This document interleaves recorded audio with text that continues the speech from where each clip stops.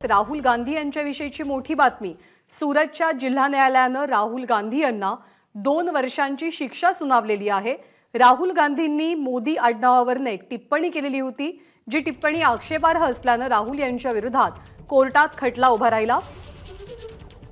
प्रशांत कदम आपल्याला माहिती देतात। प्रशांत, शिक्षा झाली आहे राहुल गांधींना 2 वर्षांची। नक्कीच जेव्हा कोर्टानं दोषी ठरवलं सुरत जिल्हा न्यायालयानं, त्याच्यानंतर या सगळ्या प्रकरणामध्ये शिक्षा किती होतीये याकडे सगळ्यांचं लक्ष लागलेलं होतं। 2019च्या लोकसभा निवडणुकीमध्ये कर्नाटकमध्ये हे वक्तव्य राहुल गांधींनी केलेलं होतं आणि त्याच्यानंतर गुजरात भाजपचे आमदार पूर्णेश मोदी यांनी ही याचिका जी आहे ती दाखल केलेली होती, मानहानीचा दावा केलेला होता आणि या संपूर्ण प्रकरणामध्ये सेक्शन 499 आणि सेक्शन 500 इंडियन पिनल कोडची जी कलमं आहेत त्याच्या अंतर्गत त्यांनी दावा केलेला होता आणि याच अंतर्गत सुरत कोर्टानं आता त्यांना 2 वर्षांची शिक्षा ठोठावलेली आहे। खरं तर लोकप्रतिनिधी कायद्यामध्ये 2011च्या दरम्यान जे बदल झालेले आहेत त्याच्यामुळं क्रिमिनल केसमध्ये जर 2 वर्षांपेक्षा जास्त शिक्षा असेल तर खासदारकी सुद्धा रद्द होऊ शकते आणि हे अगदी सत्र न्यायालयाचा जरी निर्णय असेल 2 वर्षांच्या शिक्षेचा तरी सुद्धा ही कारवाई होऊ शकत असते। आता बघावं लागेल की ही केस जी आहे ती नेमकी, कारण याच्यामध्ये मानहानीचा दावा आहे, ते क्रिमिनल केस म्हणून याला धरलं जात आहे का याच्या संदर्भात सुद्धा आता आपल्याला माहिती घ्यावी लागेल आणि त्याच्यानंतर कळेल की नेमकं पुढे काय होत आहे। म्हणजे जिल्हा न्यायालयाचा हा निर्णय आहे। राहुल गांधींकडे वरच्या कोर्टात दाद मागण्याची संधी कितपत आहे? नक्कीच खरं तर या न्यायालयामध्ये सुद्धा ते सुरुवातीला जामिनासाठी अर्ज करतील पहिल्यांदा आणि जामीन मिळाल्यानंतर मग पुन्हा वरच्या कोर्टामध्ये अर्ज जे आहेत ते करत राहतील। साहजिकच 2019च्या लोकसभा निवडणुकीच्या प्रचारादरम्यानचं हे वक्तव्य आहे। प्रचाराच्या सगळ्या रणधुमाळीमध्ये अशा पद्धतीची वक्तव्य होत असतात, पण हे प्रकरण जे आहे ते आडनावावरती टीका होती आणि त्या संपूर्ण आडनावामधून मानहानी झाल्याचा दावा जो आहे तो करण्यात आलेला होता। राहुल गांधींचे जे वकील होते त्यांनी या संपूर्ण कोर्टामध्ये अर्थात हे सगळे दावे जे आहेत ते फेटाळले होते। त्यांचं म्हणणं होतं की हे प्रचाराच्या हिट ऑफ द मुवमेंटमध्ये केलेलं वक्तव्य होतं आणि खरं तर भाजप आमदारांच्या पेक्षा जर कुणाला म्हणजे याच्यामुळे याचिका करायची गरज असेल तर ती स्वतः नरेंद्र मोदींनी करायला पाहिजे होती। त्यांनी केली असती तर कदाचित याच्यामध्ये थोडासा आम्हाला म्हणजे पॉईंट जो आहे तो वाटला असता, असं सुद्धा त्यांनी युक्तिवादाच्या दरम्यान म्हटलेलं होतं। पण हे वक्तव्य जे आहे त्याच्यामध्ये मोदी समाजाला धरून हे वक्तव्य होतं असा दावा जो आहे तो समोरच्या बाजूने केलेला होता आणि त्याच्यानंतर आता सुरत सत्र न्यायालयाने त्यांना दोषी ठरवून ही शिक्षा जी आहे ती दिलेली आहे। प्रशांत, एकीकडे त्यांच्या लंडनमधल्या विधानावरती आक्षेप घेतला जाणं, त्यावरनं टीका होणं, सावरकरांचा एक विशिष्ट प्रकारचा उल्लेख राहुल गांधींनी काही दिवसांपूर्वी करणं आणि आत्ता त्यांना झालेली शिक्षा, एकंदरीत राजकीयदृष्ट्या विचार करता कसा फटका बसू शकतो राहुल गांधींना या काही घडामोडींचा?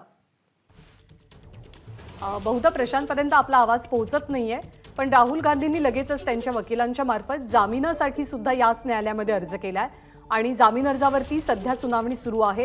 हे सगळं प्रकरण आहे 2019 सालचं, जेव्हा लोकसभेच्या निवडणुका होत होत्या आणि त्याच निवडणुकांच्या दरम्यान कर्नाटकात बोलताना राहुल गांधी यांनी मोदी आडनावावरनं टिप्पणी केली। 2 साल की सजा फरमाई गई है, 2 साल की सजा दी गई है और उसको जो 2 साल की सजा है कोर्ट ने सस्पेंड कर दिया है 30 दिन के लिए सस्पेंड कर दिया है और जामीन दे दिया है। तो जामीन अच्छा, जामीनही मिळालाय राहुल गांधींना अशी माहिती मिळते। जामीन मंजूर झालेला आहे। 2 वर्षांची शिक्षा राहुल गांधींना सुनावण्यात आलेली होती। प्रशांत, जर तुझ्यापर्यंत आवाज पोहोचत असेल तर अपडेट हीच आहे की जामीनही मंजूर होतोय राहुल गांधींना। राजकीय पडसाद किंवा राजकीय परिणाम कसे दिसतील? कारण लंडनमध्ये राहुल गांधींनी एक वक्तव्य करणं, भाजपनं त्याच्यावरती आक्षेप घेणं, आता मोदी आडनावावरनं जी केस त्यांच्या विरोधात सुरू होती त्यांना शिक्षा होणं, राजकीय पडसाद काही पाहायला मिळतील का याचे? नक्कीच लोकसभा निवडणुकीला आता अगदी 1 वर्षापेक्षा सुद्धा कमी काळ उरलेला आहे आणि या सगळ्या पार्श्वभूमीवरती राहुल गांधींना वारंवार लक्ष करण्याचा हा प्रयत्न जो आहे तो आपल्याला दिसतोय। लोकसभेमध्ये सुद्धा त्यांच्या एका विधानावरून गदारोळ सुरू आहे आणि सलग 2 आठवडे झाले सभागृहाचं कामकाज जे आहे ते बंद पाडलं जातंय। अर्थात त्याच्या पाठीमागे एक छुपी रणनीती ही पण आहे की अदानी हिंडेनबर्ग वादावरती जेपीसीची मागणी जी विरोधकांकडून होतीये तर त्याला काउंटर करण्यासाठी राहुल गांधींच्या या वक्तव्याचा हवाला जो आहे तो दिला जातोय।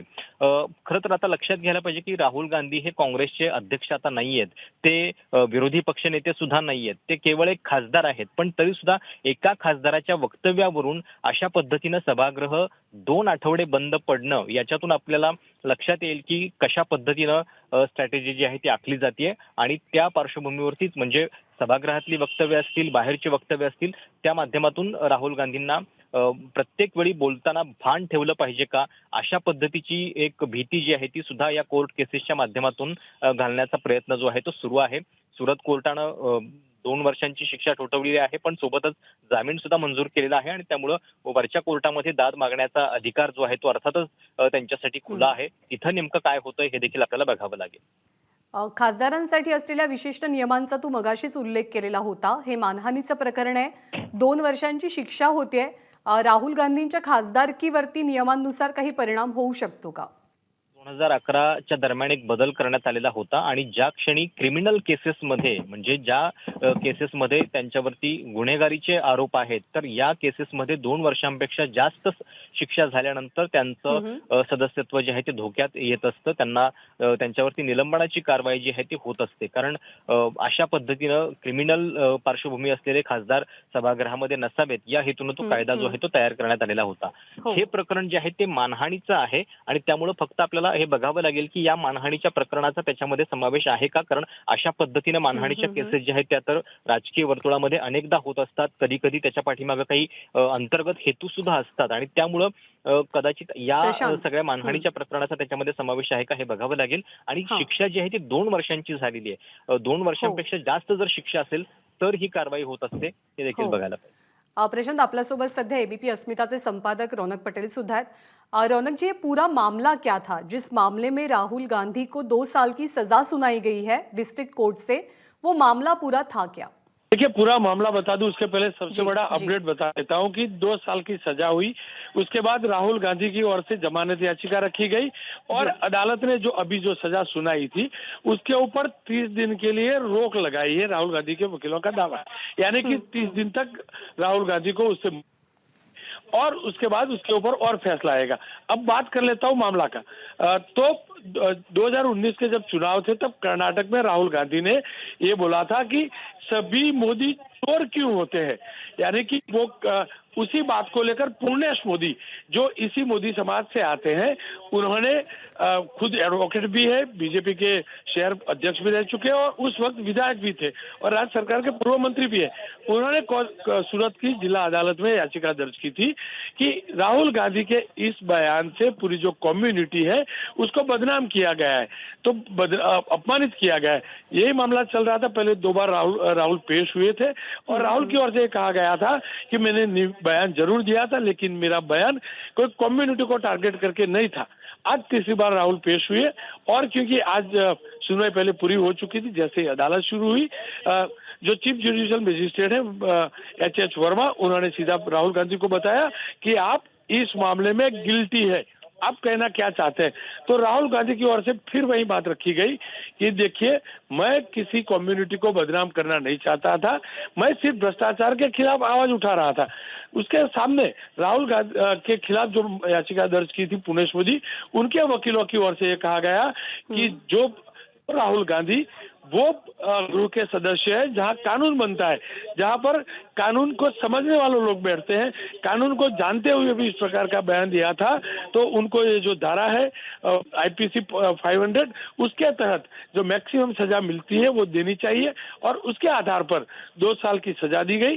2 साल की सजा सुनाने के बाद क्योंकि 2 साल की सजा में वहीं से जमानत मिल सकती है, तो वहीं से उन्हें 10,000 के बॉन्ड पर फिलहाल जमानत मिली है और उनके वकीलों का दावा है, हालांकि उसकी सीधे तौर पे पुष्टि नहीं हुई, लेकिन उनके वकीलों का दावा है कि ये जो सजा है वो 30 दिन तक होल्ड की गई। जी, यहाँ पे कम्युनिटी की बात बहुत इम्पोर्टेंट बात रही। तो अगर गुजरात में मोदी कम्युनिटी के बारे में हम बात करें तो कितनी प्रभावशाली है ये कम्युनिटी? देखिए, जनसंख्या के हिसाब से तो ज्यादा बड़ी कम्युनिटी नहीं है। खुद नरेंद्र मोदी कम्युनिटी से आते हैं। बेसिकली जो मोदी कम्युनिटी है वो मोड वणिक कम्युनिटी बोले जाते हैं। मोड वणिक जो है उन्हें मोदी बोला जाता है। सूरत में कुछ मोड वणिक है, वडनगर में मोड वणिक है। बड़ी मतलब संख्या के हिसाब से बड़ी कम्युनिटी नहीं है, लेकिन खुद प्रधानमंत्री उसी कम्युनिटी से आते हैं, ये जो विधायक है वो भी उसी कम्युनिटी से है, और स्वाभाविक तौर पर सूरत में ज्यादा कम्युनिटी है, और ये सूरत के विधायक थे जो मामला दर्ज करवा रहे थे, वो यही वजह है कि ये मामला सूरत में दर्ज हुआ। ये जो मामले राजनीति से जुड़ा हुआ सवाल है, ये जो मामले राहुल गांधी के अपोजिशन में कुछ दिनों से सामने आ रहे हैं, तो पॉलिटिकली इम्पैक्ट के बारे में सोचा जाए तो कुछ बड़ा इम्पैक्ट हम देख सकेंगे आने वाले कुछ दिनों में। संसद में हंगामा चल रहा है, यहाँ पे महाराष्ट्र में भी आज आंदोलन हुआ जब सेशन चल रहा है महाराष्ट्र विधानसभा का, तो राहुल गांधी के अपोजिशन में ये सारे मुद्दे पॉलिटिकली भी उभर के आ सकते हैं क्या? देखिए, बिल्कुल आ सकता है, अदालत का फैसला है, लेकिन आपने देखा होगा कि जैसे ही सूरत की अदालत का फैसला आया, नवसारी के सांसद गुजरात बीजेपी के प्रदेश अध्यक्ष CR पाटिल का बयान आया कि राहुल गांधी हर किसी को अपमानित करने के आदी है। उन्होंने ये भी कहा कि विदेश में जाकर देश को बदनाम करते हैं, देश को अपमान करते हैं, यानी कि बीजेपी की अदालत का ये फैसला है, कोई आरोप जो भी अब तक आरोप थे, लेकिन अब अदालत ने फैसला दिया है, तो स्वाभाविक तौर पे ही बीजेपी को एक बड़ा हथियार मिल गया है इसी बहाने हर बार, क्योंकि जिस प्रकार से अब तक विदेश की बात होती थी, अब पार्लियामेंट में जब भी बात निकलेगी तो स्वाभाविक तौर पे ही रूलिंग पार्टी जो बीजेपी है या तो उनके समर्थक जो सांसद है राहुल कम्युनिटी को भी बदनाम करते हैं, उस मामले को आगे बढ़ाते रहेंगे। रौनक जी, बहुत बहुत शुक्रिया आपका इस पूरे विश्लेषण के लिए और जानकारी के लिए। तर राहुल गांधी यांना सुरतच्या जिल्हा न्यायालयानं त्यांच्या एका वक्तव्याप्रकरणी शिक्षा सुनावलेली आहे। 2 वर्षांची शिक्षा आहे, परंतु 15,000 रुपयांच्या जातमुचलक्यावरती राहुल गांधींना जामीन मंजूर झालाय। त्या मित्रांच्या बद्दल बोललं गेलेलं आहे, त्याच्यामुळे ज्या पद्धतीनं खोटा आरोप लावून राहुल गांधींना 2 वर्षाची सजा देण्याचं काम कोर्टातून झालेलं आहे, हे केंद्र सरकारच्या दबावामुळे झालेलं आहे। राहुल गांधीची प्रतिमा आज देशभरामध्ये जे उजळत आहे त्याची प्रतिमा मलिन करण्याचा हा प्रयत्न आहे, आणि नीरव मोदी आणि ललित मोदींना काही म्हटलं त्याला अगर त्या पद्धतीची सजा होत असेल तर काँग्रेस पूर्ण देशामध्ये जलभरो आंदोलन करेल। सावरकर आणि मोदींचा अपमान केला, त्याविरोधात देखील पायऱ्यांवर आज सत्ताधाऱ्यांनी आंदोलन केलं, कसं पाहता हे आंदोलन? मी तुम्हाला सांगतो, ललित मोदी नीरव मोदीच्या बद्दलचं आम्ही बोलू, मेहुल चोकसीच्या बद्दल आम्ही बोलू, राहिलं सावरकरच्या बद्दलची भूमिका आम्ही स्पष्ट मांडलेली आहे। राहुल गांधींनी सांगितलं की त्यांनी माफी मागितली, त्याचे कागद सुद्धा आम्ही दिलेले आहेत, त्याच्यामुळे या पद्धतीच्या कृत्याला सातत्यानं आम्ही विरोध करू। पाहतोय मोदींविरोधात जे तर राहुल गांधींची प्रतिमा मलिन करण्याचा हा प्रयत्न असल्याचं नाना पटोलेंनी म्हटलेलं आहे। केंद्र सरकारच्या दबावामुळे आजचा हा निर्णय पाहायला मिळतोय, अशी टीकाही त्यांनी केली आहे।